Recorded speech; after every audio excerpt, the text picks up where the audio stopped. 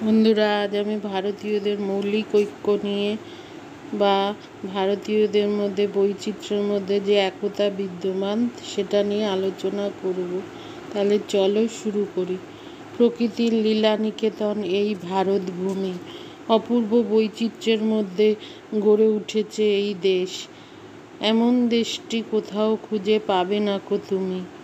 ইহা কেবল কবির কল্পনাপ্রবণ উচ্ছ্বাস নহে, আয়তনের বিশালতা, লোকসংখ্যার বিশালতা, জাতি, ধর্ম ও ভাষার বিভিন্নতা এবং প্রাকৃতিক বৈচিত্র্যের জন্য এই ভূমিখণ্ডকে মহাদেশ বা উপমহাদেশ বলা যেতে পারে। ভারতবর্ষের সর্বত্র প্রাকৃতিক এবং ভৌগোলিক বৈচিত্র্যের সমাবেশ দেখা যায়। উত্তরে তুষারশুভ্র হিমালয়, দক্ষিণে অনন্ত সমুদ্র, অভ্যন্তরে বিশাল নদ নদী, শস্য শ্যামলা প্রান্তর, বালুকাময় মরুভূমি, লোকবহুল জনপদ, সাপত সংকুল অরণ্যানী প্রভৃতি ভারতবর্ষকে প্রকৃতির লীলা নিকেতনে পরিণত করেছে। জলবায়ু, ভূমির উচ্চতা, বৃষ্টিপাত, লতাগুল্ম, জন্তু জানোয়ার প্রভৃতির মধ্যেও বৈচিত্র্য বর্তমান। ভারতবাসীর বর্ণ ও আকৃতির বৈচিত্র্য এবং ভাষা এবং বর্ণের বৈচিত্র্য উপেক্ষণীয় নহে। প্রাচীনকাল থেকেই আর্য, অনার্য, দ্রাবিড়, চীন, শক, হুন, পাঠান, মুঘল প্রভৃতি জাতি এই ভারতে মহামানবের সাগরতীরে এসে ভারতীয় জনসমুদ্রে মিশে গিয়েছে। এইভাবে ভারতবর্ষে বহু সংখ্যক জাতির সংমিশ্রণ ঘটায় প্রায় 200 বিভিন্ন ভাষা ও 500 উপভাষার প্রচলন হয়েছে। ঐতিহাসিক স্মিথ অধিবাসীদের মধ্যে এই বৈচিত্র্য লক্ষ্য করেছেন। ধর্মের ও সামাজিক রীতিনীতির বৈচিত্র্য ভারতের একটি প্রধান বৈশিষ্ট্য। প্রধান ধর্মমতের এক সুন্দর মিলন ক্ষেত্র। হিন্দু, মুসলমান, জৈন, বৌদ্ধ, খ্রিস্টান, শিখ প্রভৃতি সকল ধর্মই ভারতের বুকে স্থান লাভ করেছে। অধিবাসীদের আচার ব্যবহার, পোশাক পরিচ্ছদ ও সামাজিক রীতিনীতির মধ্যেও বিভিন্নতা আছে। নানা ভাষা, নানা জাতি, নানা পরিধানের সমন্বয়ে ভারতের বর্তমান সমাজ গড়ে উঠেছে। ভারতবর্ষে এত বৈচিত্র্য থাকা সত্ত্বেও গভীর একতাবোধ দেখা যায়। দেশের বিভিন্ন অংশে বিভিন্ন জাতি, ধর্ম, ভাষা, আচার বিচার, বেশভূষা প্রভৃতি বিষয়ে পার্থক্য দেখা যায়, কিন্তু ঐতিহাসিকদের বিচারে এই সমস্ত পার্থক্য ভারত ইতিহাসের চরম সত্য নহে।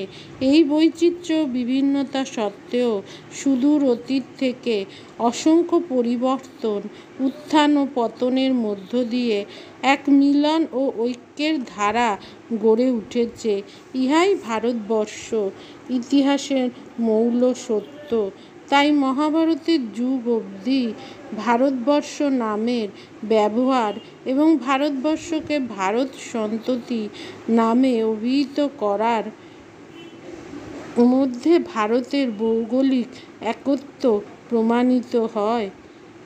আবার বিভিন্ন সভ্যতা বিভিন্ন সময়ে ভারতবর্ষে বিভিন্ন জাতির সঙ্গে এসে ভারতবর্ষের সভ্যতার সঙ্গে মিশেছে। এতে ভারতীয় সভ্যতার কাঠামোর বিশেষ কিছু পরিবর্তন হয়নি। আবার ভারতীয় সভ্যতা পৃথিবীর অন্যান্য দেশের সভ্যতার থেকে স্বতন্ত্র ও পৃথক। এই স্বতন্ত্রতা ভারতবাসীর মনে ঐক্যবোধ জাগাতে সাহায্য করেছে। ভারতের কবি এবং রাজনীতিবিদগণ হিমালয় থেকে ভারত মহাসাগর পর্যন্ত এক সার্বভৌম সাম্রাজ্যের আদর্শ প্রচার করেছেন। সম্রাট, রাজাধিরাজ, একরাট, অধিরাজ প্রভৃতি উপাধি এবং অশ্বমেধ, রাজসূয়, রাজপেয় প্রভৃতি দিগ্বিজয়মূলক যজ্ঞাদিও এই সার্বভৌম সাম্রাজ্য ও ভৌগোলিক একতার আদর্শ প্রচার করত। ঐতিহাসিক যুগে মৌর্য, শুঙ্গ ও গুপ্ত প্রভৃতি ব্রাহ্মণগণ ভারতে সার্বভৌম রাজ্য স্থাপনে চেষ্টা করেছেন। আধুনিক যুগে সর্বভারতীয় ঐক্য ব্রিটেনের কীর্তি। মুঘল যুগ ও ব্রিটিশ যুগের শাসনতান্ত্রিক ঐক্য, একই রাষ্ট্রভাষা, একই ধরনের মুদ্রার ব্যবহার ভারতীয়দের মধ্যে ঐক্য স্থাপনে সাহায্য করেছে। ভারতের ধর্মমত ও সাংস্কৃতিক ঐক্য বিশেষ লক্ষণীয়। ভারতের অধিবাসীদের বেশিরভাগ লোক হিন্দু ধর্মাবলম্বী। বেদ, উপনিষদ, পুরাণ প্রভৃতি ধর্মগ্রন্থ এবং সংস্কৃত ভাষা অধিকাংশ অধিবাসীর নিকটই পবিত্র বলে গণ্য হয়ে থাকে। ভারতের বিভিন্ন অঞ্চলে তীর্থযাত্রা করে ভারতবাসী একতা বোধ অনুভব করেন। ভারতবাসী ব্রিটিশ শক্তি বিতাড়িত করতে স্বাধীনতা আন্দোলন করেছেন। স্বাধীনতা সংগ্রামের সময় ঋষি বঙ্কিমচন্দ্রের বন্দে মাতরম মন্ত্র ভারতবাসীকে স্বদেশপ্রেমের অনুপ্রেরণা দিয়ে তাদের ঐক্যবোধকে বহুগুণ বাড়িয়ে দিয়েছে। সুতরাং জাতি, ধর্ম, ভাষা, আচার আচরণ প্রভৃতি বিষয়ে বিভিন্নতা থাকলেও এই দেশের জনসাধারণ ভারতবাসী। এই একতাবোধের প্রকৃত দ্রষ্টা ভারতবাসী।